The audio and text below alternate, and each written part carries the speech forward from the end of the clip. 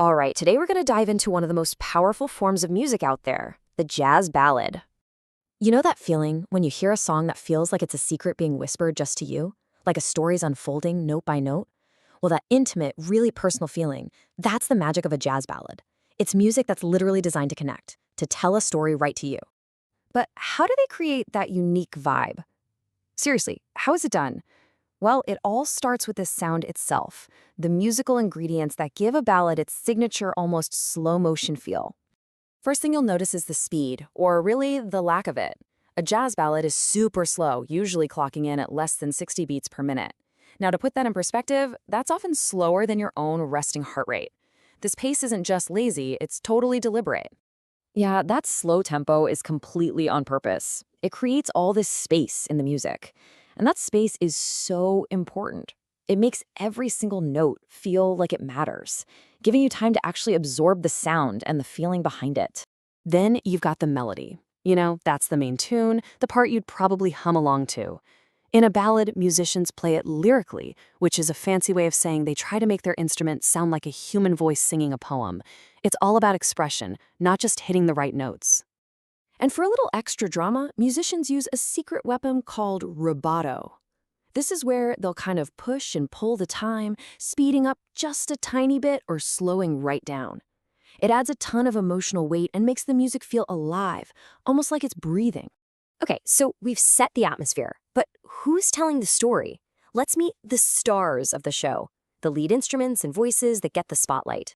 The two main storytellers are usually the saxophone and the trumpet, and they have completely different personalities. The sax often has this warm, breathy sound, almost like a whisper.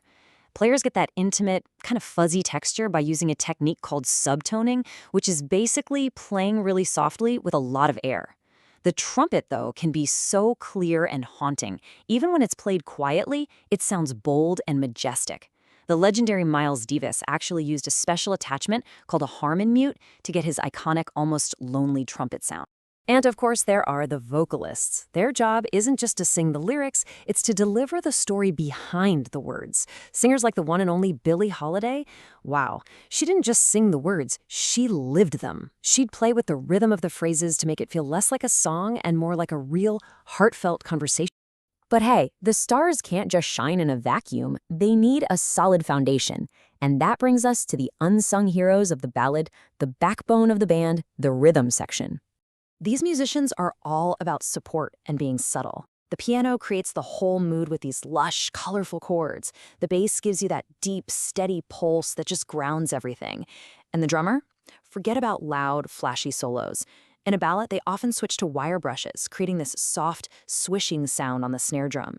It's way more about creating texture than a heavy beat. Okay, so we've got the sound, the stars, and the support crew. But how is it all organized? Well, believe it or not, most ballads follow a pretty standard roadmap, a lot like how a pop song has a verse and a chorus.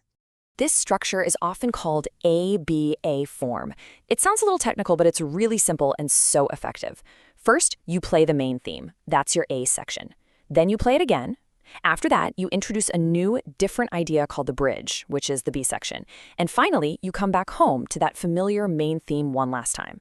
That AABA pattern just gives the song a really satisfying, complete feeling. So we've looked at the tempo, the instruments, the structure, but all those things are just the tools. Now let's talk about the real purpose behind it all, the absolute heart of the music. Because really, the ultimate goal, every single thing we've talked about, the slow tempo, that breathy sax, the soft brushes, it's all working together for one reason, to tell a story and communicate pure emotion. A great ballad makes you feel something, whether it's nostalgia, sadness, love, or just a sense of peace. And this isn't just about playing perfectly. The performance has to be honest. The best musicians, they draw from their own lives, their own experiences, to give the music this authentic feeling. It's a vulnerable thing to do, you know, but it creates this incredible connection between the artist and you, the listener, through a shared emotional moment. So, you see, a ballad is so much more than just a slow song. It's a language for telling emotional stories, sometimes with words and sometimes without any at all. So now that you know the language, what story would you tell?